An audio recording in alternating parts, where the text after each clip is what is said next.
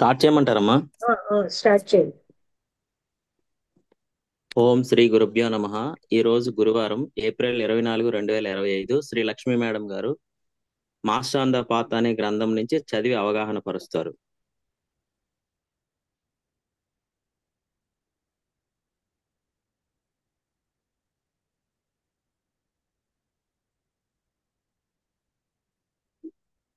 ఒకసారి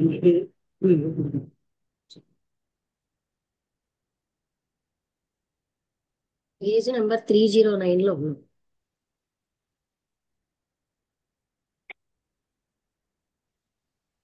అక్కడ చెప్పిన శర్మన్ కోసం చెప్పేశారు కదా. తర్వాత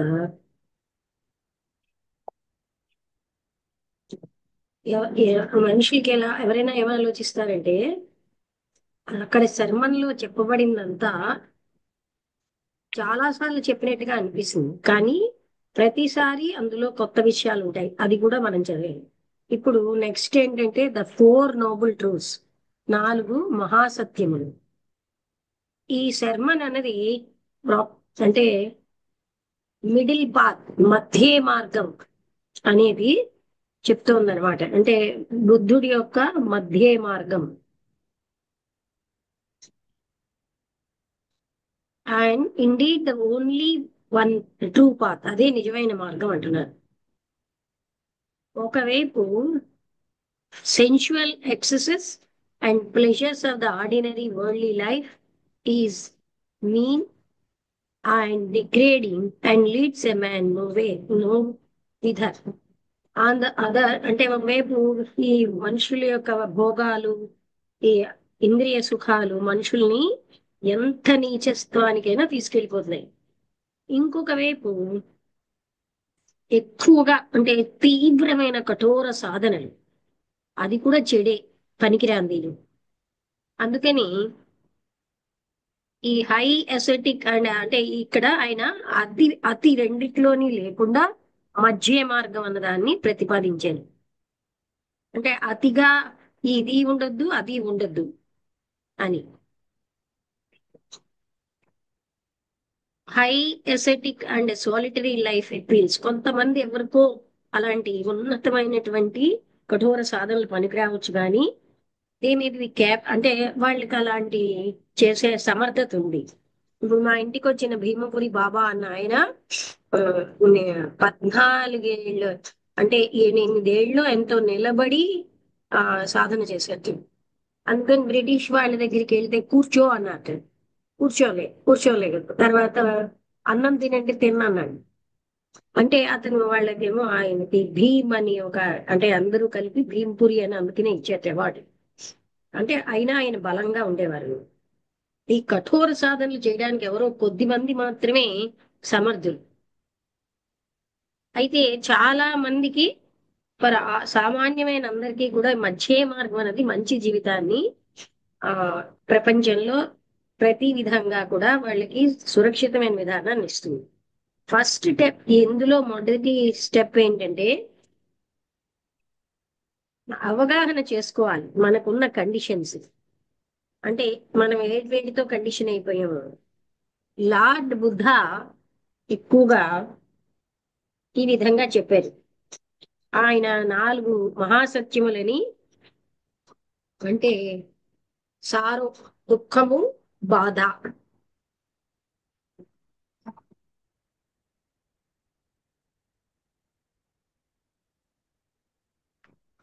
అని ఒకటి. 4 మహాసత్యములలో ఫస్ట్ అంటే ఈ మధ్య మార్గానికి సంబంధించి ఆయన 4 విధాలైనవి చెప్పారనమాట. అందులో ఫస్ట్ ఏంటి అంటే దుఃఖము, బాధ, 4 నోబుల్ ట్రూత్స్. రెండవది దుఃఖ, ఒకసారి చూద్దాం పేజ్ 12.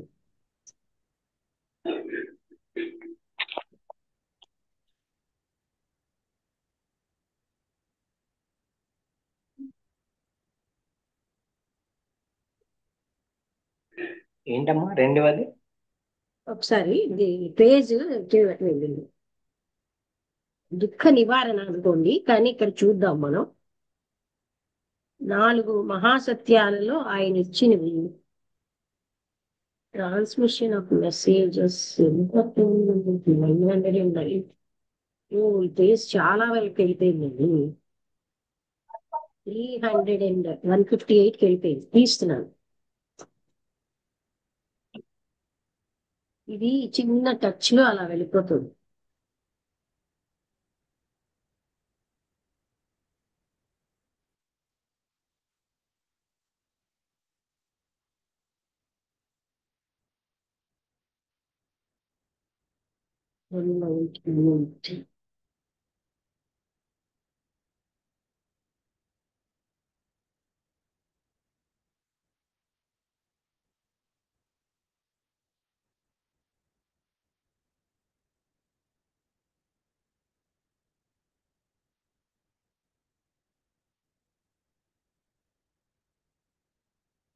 చాలా వెనక్కి వెళ్ళిపోయింది. ఒక్క కృష్ణమూర్తి గారు ఏంటంటే మనలో ఉన్న ఒక్క చూపుతోటి కండిషనింగ్స్ అన్ని పోవాలంటారు. అలాగా ఒక్క దెబ్బకి చాలా వెనక్కి వెళ్ళిపోయింది అనమాట. 159కి వెళ్ళిపోయిందంటే సగానికి సగం వెళ్ళిపోయింది. ఇక్కడ 4 మహాసత్యములలో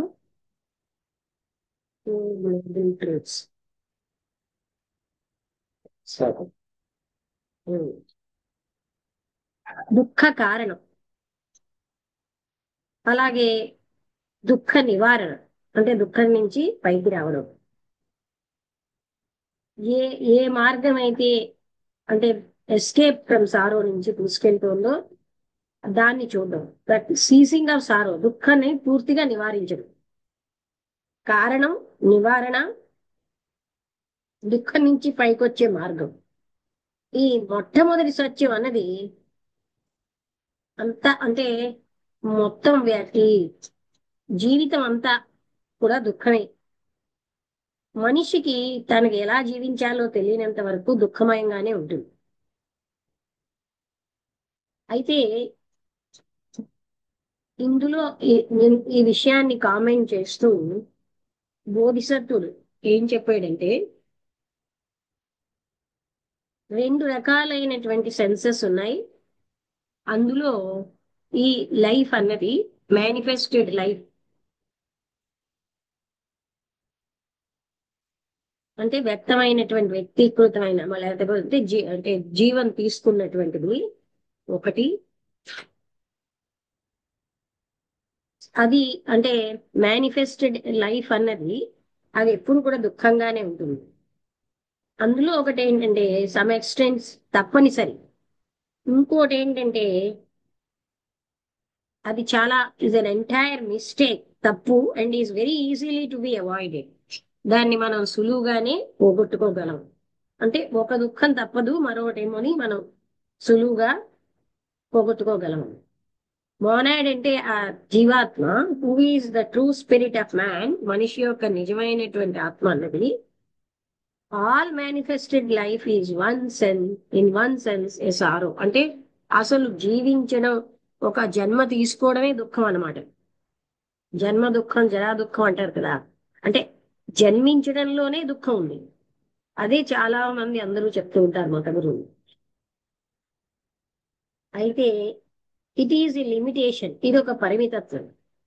ఏ limitation which in our physical brain. మన యొక్క భౌతికమైన ఈ బ్రెయిన్ లో దాన్ని మనం అంటే చెప్పలేము. Because we have no idea of the glorious freedom of the higher life. మనకి ఆ ఉన్నతమైన జీవితంలో ఉన్న ఆ అత్యద్భుతమైన స్వేచ్ఛ ఏమిటో మనకి తెలియదు. అందుకని మనం అందులోనే ఉండిపోతున్నాం. అదే same sense it has always been said that the క్రీస్తు offers himself as a sacrifice. అంటే క్రీస్తు తనంతటి తానే త్యాగానికి రెడీ అయి వచ్చాడు. ఆయన మ్యాటర్ లోకి అంటే క్రీస్తు అన్న ఆయన జన్మ తీసుకున్నప్పుడు ఆ సాక్రిఫైస్ కి ఇష్టపడి వచ్చాడు. నిస్సందేహంగా ఇది ఒక రకమైన సాక్రిఫైస్. ఎందుకంటే ఇన్ఎక్స్ప్రెసిబుల్లీ గ్రేట్ లిమిటేషన్. ఎందుకంటే మానవ జన్మ తీసుకోవడమే చాలా చెప్పలేనంత పరిమితి. ఎందుకంటే ఆయనకి ఎవరైతే జన్మ తీసుకుంటున్నారో ఆయన అద్భుతమైన పవర్స్ అన్ని కూడా ఆయనకి బంద్ అయిపోతాయి. ఆయన లెవెల్లో అవన్నీ ఆయనకు ఉంటాయి. కానీ మనిషిగా జన్మించేసరికల్లా అవి చాలా అంటే ఇంకా అవి షట్ అయిపోతాయి, క్లోజ్ అయిపోతాయి. మనిషి యొక్క మోనాడికి అది నిజమే, అంటే ఆ పరిమితత్వం ఉంది. ఆ నిస్సందేహంగా ఒక గొప్ప సాక్రిఫైస్, అంటే అత్యద్భుతమైనటువంటి ఆ మహత్యం గొప్పతనం అన్ని వదిలేసి ఒక పరిమితత్వంలోకి రావడం పెద్ద సాక్రిఫైస్ అన్నమాట. అంటే which lower matter when he hovers over it through the long ages of the development up to the human level. ఆయన ఎంతో అంటే ఎన్నో జన్మల నుంచి అభివృద్ధి సాధించి వాటన్నిటికీ వెంటే ఉన్నత స్థాయికి వెళ్ళిపోయి తిరిగి ఆ స్థాయిలోకి రావడమే ఒక పెద్ద sacrifice. When he puts down a tiny fragment of himself, a fingertip as it were, and hereby makes an ego or individual soul. అప్పుడు ఒక ఇగోగా ఒక వ్యక్తం అంటే ఇండివిజువల్ సోల్ గా రావడమే పెద్ద సాక్రిఫైస్. అదే పరిమితత్వం. అంటే తన అనంతమైనటువంటి అన్నిటినీ వదిలేసి ఒక పరిమితమైన మానవుడిగా రావడమే అది పెద్ద అంటే సాక్రిఫైస్, పరిమితత్వం. అన్ని దాటి వెళ్ళిపోయి మళ్ళీ ఆ పరిమితత్వంలోకి వచ్చి రావడం. అయితే even though we may be only A tiny fragment, మనం ఒక చిన్న ముక్క అయినా సరే, ఏ ఫ్రాగ్మెంట్ ఆఫ్ ఏ ఫ్రాగ్మెంట్ అంటే ముక్కలో ముక్కలో ముక్క అన్నమాట మనం. ఏదేమైనా ఆ మ్యాగ్నిఫిసెంట్ రియాలిటీ, ఆ గొప్ప అత్యద్భుతమైన ఆ రియాలిటీలో భాగమే. అయితే ఒక ఫ్రాగ్మెంట్ గా ఉండడంలో ఏం పెద్ద గర్వం లేదు. But there is a certainty that because we are there for part of the higher, we can eventually rise in to the higher and become one there with. అంటే అందులో పార్ట్ అన్న దానికి మనం ఏం అహంకరించక్కర్లే గాని ఆ పార్ట్ గనక ఒకనాడు మనం హయ్యర్ లెవెల్కి వెళ్ళి అది అంటే దానిలో మనం ఒకటైపోతాం అనేది తప్పదు, sure. That is the end and aim of our evolution. అదే మన పరిణామంలో అంతము, అదే మన లక్ష్యము. అది మనం పొందినప్పటికీ remember, it is not for the sake of our delight in the advancement. కేవలం మనకేదో ఆనందం ఇస్తుంది మన అభివృద్ధిలో అన్న భావంతో కాదు అక్కడ. అంటే మనం వెళ్తున్నది అక్కడ ఎవల్యూషన్ అన్నది, that is the but that we may be able to help in the scheme. మనం కూడా ఆ ప్రణాళికలో సహాయం చేయడానికి వెళ్తున్నాం. We may be able to help in the scheme. All these sacrifices, ఈ త్యాగాలన్నీ కూడా, ఈ పరిమితులన్నీ కూడా, వీటిని ఎన్నో రకాలైన బాధలు కలిగి ఉంటాయి. కానీ అవన్నిటినీ ఆనందంగా అంటే దాన్ని సంపూర్ణంగా అవగాహన చేసుకుని ఆనందంగా భరిస్తారు. And ego has not the perfection of the monad. Ego అని అంటే అది సంపూర్ణత్వంలోకి రాని మోనాడ్ అన్నమాట. అంటే సంపూర్ణత్వంలోకి వచ్చేసరికల్లా మోనాడ్ అంటాం. ఈగో అన్నది సంపూర్ణత్వంలోకి రాలేదు. And so he does not fully understand. అందుకనే మొట్టమొదటి సంపూర్ణంగా అర్థం అవ్వదు. He has to learn like everybody else. మిగతా అందరిలాగే ఆయన కూడా నేర్చుకోవాల్సి ఉంటుంది. అంటే that quite tremendous limitation at each further descent. అంటే అందుకే ఎంత ఉన్నతత్వంలోకి వెళ్ళిన వాళ్ళైనా మానవులుగా జన్మ తీసుకున్నప్పుడు మళ్ళీ అన్నీ నేర్చుకోవాలి అంటున్నాడు. ఎందుకంటే అవన్నీ వదిలేసి వచ్చారు. ఈ అద్భుతమైన పరిమితి ఇంకా కిందకి రావడం మ్యాటర్లోకి ఒక తప్పనిసరిగా ఉన్న యథార్థం. So there is that much of suffering inseparable from manifestation. అందుకని వ్యక్తిగా రూపంగా వచ్చినప్పుడు ఆ తప్పనిసరి బాధ ఉంటుంది. We have to accept that limitation. దాన్ని మన అందరం కూడా అంగీకరించాలి. As a means to an end, as part of the divine scheme. అంటే ఈ దివ్య ప్రణాళికలో భాగంగానే మనం దాన్ని యాక్సెప్ట్ చేయాలి. ఇంకొక సెన్స్ లో జీవితం అంతా దుఃఖమయం. ఏమిటంటే a kind of sorrow that can be entirely avoided. మరొక దుఃఖం ఏమిటి అంటే మనం దాన్ని పోగొట్టుకోవచ్చు. ఒక దుఃఖం తప్పదు. ఏ వ్యక్తి అయితే సామాన్యమైన ఆర్డినరీ జీవితం ఈ ప్రపంచంలో జీవిస్తున్నారో ఆయనకి రకరకాల బాధలు ఉంటాయి. అది నిజమే. ఈజ్ ఆయన దుఃఖంలోనే ఉంటాడు. ఆఫెన్ ఆతురతతో ఆయన ఏ క్షణమైనా గొప్ప దుఃఖంలో ఆతురతలో పడిపోయేటట్టుగా ఉంటుంది ఆయనకి. దీనికి కారణం ఏంటంటే నీచ అంటే లోయర్ డిజైర్స్, అంటే శరీరము ఇంద్రియాలకు సంబంధించిన కోరికలు ఉండడం వల్ల in various kinds, not at all necessarily wicket, అంటే క్రూరమైనవి కాకపోవచ్చు, కానీ ఆ లోయర్ డిజైర్స్ కారణంగా డిజైర్స్ ఫర్ లోయర్ థింగ్స్, అంటే ఈ సుఖం అనుభవించాలా, సుఖం ఇంద్రియ సుఖాల కోసం తపనంతా లోయర్ డిజైరే.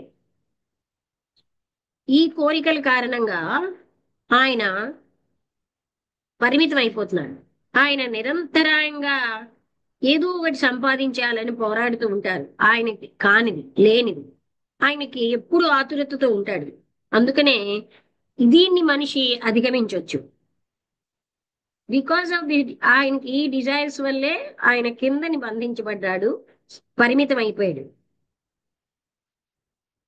కేవలం డబ్బు కోసమే కాదు, పొజిషన్ కోసం, తర్వాత పవర్ కోసం, కీర్తి కోసం, ఆ సాంఘికమైన అభివృద్ధి కోసం, ఇవన్నీ కోరికలే. ఇవన్నీ కూడా ఆయనకి ఆతురతని బాధని కలిగిస్తాయి. సామాన్యమైన అంటే ఇవి సో అతనికి డిఫరెంట్ రకరకాలుగా ఉంటాయి.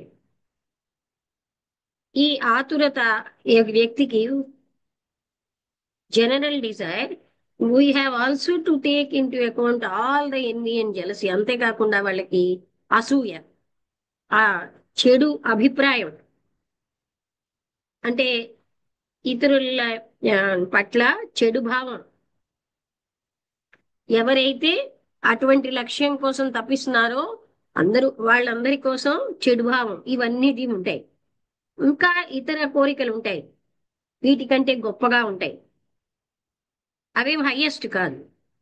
ఎంత తరచుగా ఒక యువకుడు అంటే కోరికలన్నిటితోటి affection for someone who cannot give it to him, అంటే ఎవరి కోసమో ప్రేమ, who has it not to give from such a desire as that comes of an a great deal of sadness. అలాంటి కోరికల వల్ల అతనికి చాలా దుఃఖం వస్తుంది అనమాట. అందుకనే ఈ అసూయ, ఇల్ ఫీలింగ్, ఇవన్నీ కూడా దుఃఖము తప్పట్లేదు. మీరేమంటారంటే అలాంటి కోరిక అన్నది సహజమే, నిస్సందేహంగా ఆ affection which is return is a great source of, అదే ప్రేమ రిటర్న్ అవుతే చాలా ఆనందంగా ఉంటుంది అని. అయినా సరే if it cannot be return, అది వెనక్కి రాకపోయినా వ్యక్తి ఆ సిచ్యుయేషన్ ని యాక్సెప్ట్ చేసే బలం ఉండాలి. అప్పుడు దుఃఖం రాకుండా ఆయన అసంతృప్తిగా ఉండకూడదు. When we say that a thing is natural, ఇది సహజము అని మనం అంటూ ఉంటే దాని అర్థం ఏంటి? It is what we might expect from the, అంటే ఒక సగటు మనిషి నుంచి మనం ఆశించేది అని అర్థం. కానీ ద స్టూడెంట్ ఆఫ్ అక్కల్టిజం యొక్క స్టూడెంట్ మాత్రం ఎప్పుడు కూడా మిగతా వాళ్ళకంటే ఉన్నత స్థాయికి, యావరేజ్ మ్యాన్ కంటే ఉన్నత స్థాయిలో ఉండాలి. లేకపోతే ఆయన ఇతరులకి ఎలా సహాయం చేస్తాడు? మనం ఏమోని ఆ లెవెల్ని దాటాలి, అప్పుడు మనం ఇతరులకు సహాయంగా ఉంటాం. ఏ హెల్పింగ్ హ్యాండ్, వాళ్ళకి ఒక హెల్పింగ్ హ్యాండ్ ఇచ్చేటట్టుగా ఉండగలం. అందుకే మనం ఎప్పుడు కూడా యావరేజ్ అనే దాన్ని నేచురల్ అని తీసుకోకుండా, but at the super natural నే మనం లక్ష్యంగా తీసుకోవాలంటున్నారు. ఎవరైతే క్లైర్వాయింట్ అంటే దూరశ్రవణం కలిగి ఉంటారో ఆయనకి readily subscribe to the truth of this great teaching of the Buddha చెప్పినటువంటి ఈ సత్యానికి వాళ్ళకి తెలుసుకోగలరు. That on the whole life is sorrow, అసలు మొత్తం మీద జీవితం అంటే దుఃఖమే. యాస్ట్రల్ మెంటల్ బాడీస్ ని చూస్తే అవి that they are filled with vast number of small vortices all whirling vigorously representing all sorts of odd little thoughts. Astral body mental body కూడా అవి చాలా స్పీడ్ గా లోపల గుండ్రంగా తిరుగుతూ ఉంటాయి. అందుకే మనకు ఉన్నటువంటి స్వల్పమైన ఆలోచనల కారణంగా మనకున్న ఆతురతలు, మనకున్న చిన్న చిన్న ట్రబుల్స్, ఏదో ఒక దానికోసం మనం ట్రబుల్తో ఉంటాం. ఇవన్నీ కూడా మనకి ఎంతో డిస్టర్బెన్స్ ని కలిగించి బాధని కలిగిస్తున్నాయి. అండ్ వాట్ ఈజ్ నీడెడ్, ఏమిటి అవసరం మన యొక్క అభివృద్ధికి అంటే పవిత్రత. అయితే ఈ శాంతిని పొందడానికి మార్గం ఏంటంటే ఈ కోరికలన్నిటినీ వదిలేయాలి. And that brings us to our second noble truth. ఆ కోరిక ఎప్పుడైతే ఈ చిన్న చిన్న కోరికలో పెద్ద పెద్ద ఇవన్నీ వదిలేసినప్పుడు మాత్రమే మనం ఆ ఉన్నతమైన సత్యానికి రాగలం. అది అప్పుడు రెండవ పాయింట్ ఏంటి, దుఃఖ కారణం. మనం దుఃఖ కారణం ఆల్రెడీ చూసాం. కోరిక ఒక ఏ కోరికలు లేవనుకోండి, ఆయన దేనికోసం కూడా స్థలం కావాలనో, పవర్ కావాలనో, ధనం కావాలనో ఆయనలో ఏ తపన లేకపోతే ఆయన ప్రశాంతంగా ఉంటాడు. Whether the wealth or position comes, ధనం వచ్చినా పొజిషన్ వచ్చినా అది వెళ్ళిపోయినా ఆయన సంబంధం లేదు. హీ రిమైన్స్ అన్రఫుల్డ్, ఏ మాత్రం డిస్టర్బ్ అవ్వకుండా ఉంటాడు, పవిత్రంగా ఉంటాడు. ఆయన వాటిని కేర్ చేయడు. అందుకని ఆయన ఎప్పుడు ప్రశాంతంగా ఉంటాడు. మానవుడిగా ఉన్నాడు కనుక అఫ్ కోర్స్ ఆయన దాన్ని ఆశించవచ్చు ఇదో అదో, కానీ ఆయనకి అన్నీ తెలుసు. ఏంటంటే ఈ తరచుగా ప్రజలు దుఃఖంతో ఆ తర్వాత ఏదైనా పొందినప్పుడు అంటే పోగొట్టుకున్నప్పుడు దుఃఖంతో ఉంటారు. వాళ్ళకి అంటే వాళ్ళని ప్రేమించే వాళ్ళు పోయినప్పుడు కూడా వాళ్ళు దుఃఖంతో ఉంటారు. ఆ ఎఫెక్షన్ అనేది హయ్యర్ లెవెల్లో ఉంటే if they love there friend and not the body of their friend, అంటే ఫ్రెండ్ ని ప్రేమించాలి కానీ ఫ్రెండ్ శరీరాన్ని ప్రేమించకుండా ఉంటే అప్పుడు నో సెన్స్ ఆఫ్ సెపరేషన్. చనిపోయిన వాళ్ళతో మనకు సెపరేషన్ ఉండదు. అందుకనే నో సారో, దుఃఖమే ఉండదు. కోరికలతో శారీరకమైన కాంటాక్ట్ తో అలా ఉంటే ఆ ఫిజికల్ ప్లేన్ లో అప్పుడు వాళ్ళకి ఆ కోరిక వాళ్ళకి బాధ కలిగిస్తుంది. అదే రకంగా ఆ కోరికని పక్కన పెట్టి హయ్యర్ లైఫ్ తోటి సంబంధం కలిగి ఉంటే ఈ దుఃఖం అన్నది పోతుంది. ఒక్కొక్కప్పుడు ప్రజలు దుఃఖపడుతూ ఉంటారు. ఏంటి వార్ధక్యం అంటే, అయ్యో నాకు వార్ధక్యం వచ్చేస్తుంది, లేకపోతే వాళ్ళ యొక్క శరీరాలు బలంగా లేకపోయినా వాళ్ళు ఏమనుకుంటారు, నాకు బలం కావాలి, ఎన్నో ఫ్యాకల్టీస్ కావాలి, ఒకప్పుడు ఉన్నవన్నీ నాకు ఇప్పుడు కావాలి. ఒకప్పుడండి నేను ఇంత బిందెలు ఇంత సులువుగా తెచ్చేవాడు, ఇంత దూరం అంటూ ఎప్పుడు గతం తెచ్చుకుంటూ, అందుకని మనం మళ్ళీ ఆ బలం కోరుకుంటున్నాం. అయితే ఆ కోరికని అణిచేయడం మంచిది. ఎందుకంటే వార్ధక్యం వచ్చినప్పుడు ఎలాగా తగ్గిపోతాయి శక్తులు. వాళ్ళ శరీరాలు చాలా మంచి పని చేశాయి, ఎప్పుడు అవి చెయ్యలేకపోతున్నాయి అంత వర్క్. అందుకని వాళ్ళు సౌమ్యంగా శాంతిగా వాళ్ళు ఏం చేయగలరో అదే చేయాలి. అంతేగాని ఇంక వర్రీ అవ్వకూడదు ఆ మార్పు కోసం. వాళ్ళకి ఇప్పుడు కొత్త శరీరాలు వచ్చాయి, అందువల్ల మంచి వెహికల్ అన్నది అంటే ఓల్డ్ ఏజ్ లో కూడా మనకు కావలసిన పనులు మనం చేయగలం. అంటే మానసికంగా ప్రశాంతంగా, బేకన్ అనే ఇంగ్లీష్ రచయిత ఓల్డ్ ఏజే మంచిది అంటాడు. ఎందుకంటే ఓల్డ్ ఏజ్ లో మనిషికి ఆతురతలు ఉండవు, ప్రశాంతంగా ఉంటాడు. As one can of the world, but in any case to be serene and calm, ప్రశాంతంగా అన్డిస్టర్బ్డ్ గా ఉండడం. The only way to do that is to forge yourself to let all selfish desires cease, అంటే స్వార్థపూరితమైన కోరికలన్నీ పోయేటట్టుగా, and to turn the thought outward to the helping of others, ఒక్కసారి అండి, అంటే ఇతరులకి సహాయం చేసేటట్టుగానే ఆలోచనలు కలిగి ఉండడం. ఒక్క నిమిషం.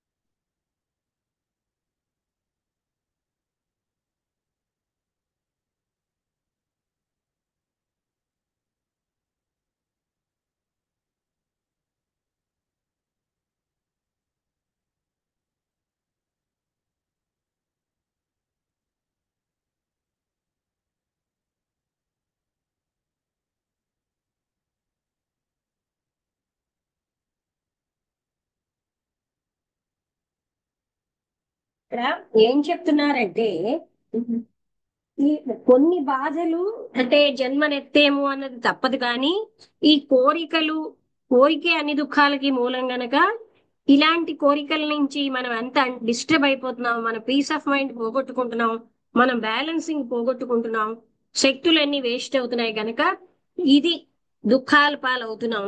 హయ్యర్ మెంటల్ లెవెల్లో మనకున్న బంధం, ఆ ప్రేమ, అందులో వియోగం లేదు. అందువల్ల ఇలాంటివన్నీ మనం పోగొట్టుకోవచ్చు. అలాగే అయ్యో నాకు వార్ధక్యం వచ్చింది, we have to accept all the stages. అంటే బాల్యం నుంచి యవ్వనం, యవ్వనం నుంచి ఆ అదే మిడిల్ ఏజ్, ఆ తర్వాత నుంచి వార్ధక్యం అన్ని వస్తూనే ఉంటాయి. అది జీవితంలో అందరికీ సహజమే. అందుకని స్వార్థపూరితమైన కోరికలన్నిటినీ వదిలేసి నేను ఇప్పుడున్న పరిస్థితిలో ఎలా ఇతరులకి సహాయం చేయడం. ఎందుకంటే మనం ఇతరులకి సహాయం చేయడం వల్ల వల్ల మాత్రమే మనం ఉన్నత స్థాయికి వెళ్ళగలం. మూడోది ఏంటంటే దుఃఖ కారణం. ఆల్రెడీ మనం చూసాం దుఃఖం ఎలా ఆగుతుందో. అది ఎంత కామ్ గా ఉంటుంది, ఆ కామ్నెస్ అంటే ఎప్పుడు కూడా హయ్యెస్ట్ థింగ్స్ లో, ఉన్నతమైన స్థితిలో ఉంటాయి. అయినా మనం ఈ జగత్తులో జీవించాలి. అందువల్ల పర్ఫెక్ట్ గా, అంటే as the sorrowful star, as indeed it is for so many, perhaps for most people, though it need not be, yet we may live in a quite happily. అంటే ఆ దుఃఖంగానే మనం జీవించక్కర్లేదు, చాలా హ్యాపీగా కూడా జీవించవచ్చు. అంటే ఈ డిజైర్స్ అన్నిటినీ అటాచ్, డిజైర్ కి అటాచ్ అవ్వడం వల్ల వచ్చిన దుఃఖాన్ని నుంచి మనం విముక్తి అయి చాలా హ్యాపీగా ఉండొచ్చు. కానీ మనం అందులోనే ఉంటున్నాం. We must not be of it. అంటే మనం ప్రపంచంలో ఉంటాం కానీ ప్రపంచానికి చెందిన వాళ్ళం కాదు. అంటే మనకి బాధ కలిగించే అంత దాంతో సంబంధం పెట్టుకోకూడదు. నిస్సందేహంగా మన కర్తవ్యం ఏంటంటే ఇతరులకు సహాయం చేయడం, వాళ్ళ ఉన్న బాధల్లో, వాళ్ళ దుఃఖాలలో, వాళ్ళ వరీస్లో. అలా చేయడానికి we must have none of our own. మనకే బాధలు ఉండనప్పుడే కదా మనం ఇతరులకు సహాయం చేయగలం. అందుకనే మనం ఏం చేయాలంటే మనకి ఏవైతే మన యొక్క పవిత్రత నుంచి, స్మూత్నెస్ నుంచి తప్పిస్తున్నాయో వాటిలోంచి మనం ఫ్రీ అవ్వాలి. So that we can help others. మనం కామ్ గా, కంటెంటెడ్ గా, తృప్తిగా ఉన్నప్పుడే ఇతరులకు సహాయం చేయగలం. ఈ లోయర్ లైఫ్ అనేది విత్ ఫిలాసఫీ, మనం లోయర్ లైఫ్ ని అప్పుడు మనకేంటంటే we shall find that for our sadness almost entirely ceases. అంటే లోయర్ లైఫ్ లో ఈ వేదాంత జ్ఞానం గాని ఉంటే అప్పుడు మనం, మనలో ఒక దుఃఖం అన్నది సంపూర్ణంగా పోతుంది. అయితే కొంతమంది ఉంటారు, అలాంటివి ఏం మాకు కష్టం అండి. It for if it were the Lord Buddha would never have prescribed it for. అవే గాని కష్టం అంటే మాకు కాదు అనుకుంటే బుద్ధుడు చెప్పడు కదా, అది అందరి కోసమే చెప్పాడు. We can all reach it and we ghat, అందరం కూడా ఆ మార్గానికి చేరగలం. ఎందుకంటే when we have attained it, it can be really and effectively help our brother man. అంటే మనమేమోని మన సాటి సోదరులకి సహాయం చెయ్యి, మన దుఃఖాల నుంచి బయటకు వచ్చి వాళ్ళకి మనం సహాయం చెయ్యగలం. ఇక్కడ ఇక్కడితో నోబుల్ ట్రూత్స్ అయిపోయింది. అంటే 4 నోబుల్ ట్రూత్స్ ఏంటి ఏంటి అన్నవి అంటే ముఖ్యంగా దుఃఖానికి దుఃఖం అన్నది ఉంది. దుఃఖానికి అంటే నివారణోపాయం, మార్గం, ఇవన్నీ అన్నమాట. అంటే ఇది మనం ఆయన 4 దాంట్లో ఫస్ట్ నోబుల్ ట్రూత్ ఏంటి అంటే సారో అంటే దుఃఖం అన్నది ఉన్నది, దుఃఖ కారణం, అలాగే దుఃఖ నివారణ ఉపాయం. ఈ విధంగా అంటే అన్నిటికీ ముఖ్యమైన దుఃఖ కారణం కోరికే. నిజానికి ఏ కోరిక లేనప్పుడు ఏ దుఃఖము లేదు. ఆ విషయాన్ని ఈయన ఇక్కడ మనకి చెప్పారు. తర్వాత నెక్స్ట్ రేపేమో 8 ఫోల్డ్ అంటే అష్టాంగ మార్గం కోసం చదువుదాం. రేపంటే అదే సాటర్డే. రేపు ఎలాగా హాలిడే కదా.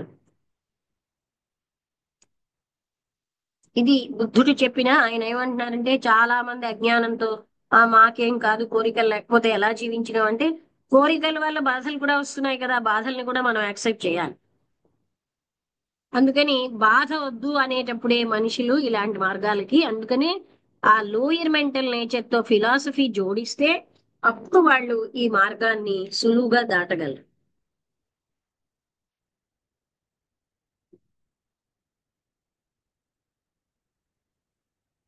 మాట్లాడతారా ఎవరైనా?